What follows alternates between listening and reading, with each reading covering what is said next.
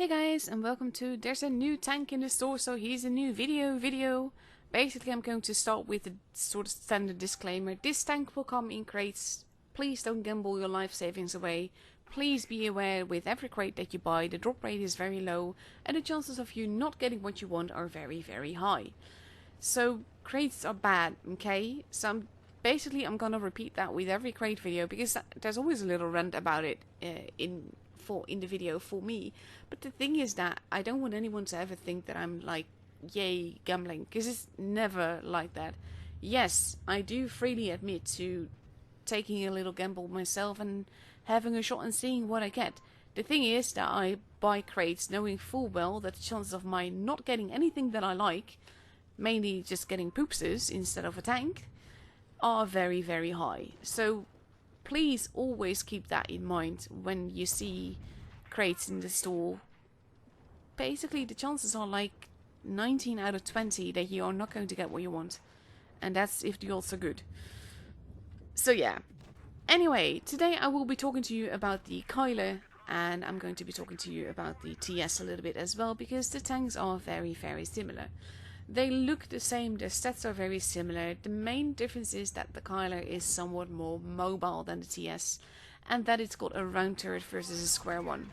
Now, I've never really been a fan of the TS, but when I was driving this to get the footage that I'm showing you right now, I really, really like this tank. And I'm really surprised at that, because I did not see that coming. You will see in this video, basically I've got two games for you, and either I'm very, very lucky and I'm eating absolute potatoes, or the tank is actually really lovely. So I am not entirely certain which of the two it is, to be fair, but I did really like driving this and just bouncing the shots, and it is more heavy than the tanks that I'm usually driving these days, but it is really good fun, and it is mobile enough to get around. The gun works nicely enough to basically carry away, and especially with a bit of a team. Like, I had fairly good teams in both the games that I'm showing you, so that's a factor as well, of course. But overall, I quite like the tank, and it held quite well with the bounces that it's gotten and everything. So there is something there. And I was just legit surprised, because I did not like the E75 TS all that much. And then I drove this and was like, yeah, I can see myself digging this. And it's not just that surprised me, it's also the fact that it's basically a new tank that I'm quite liking.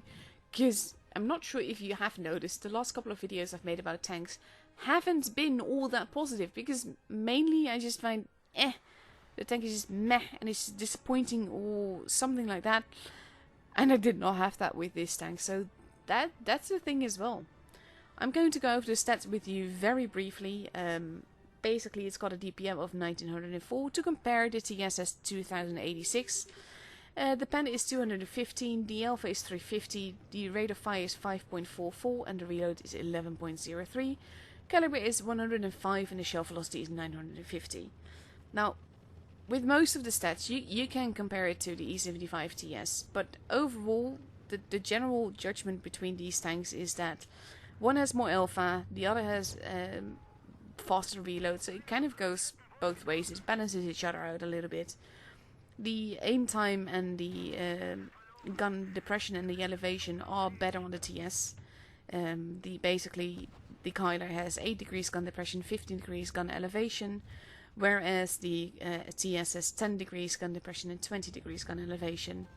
The pro is of the Keiler versus the TS is the fact that it's more mobile.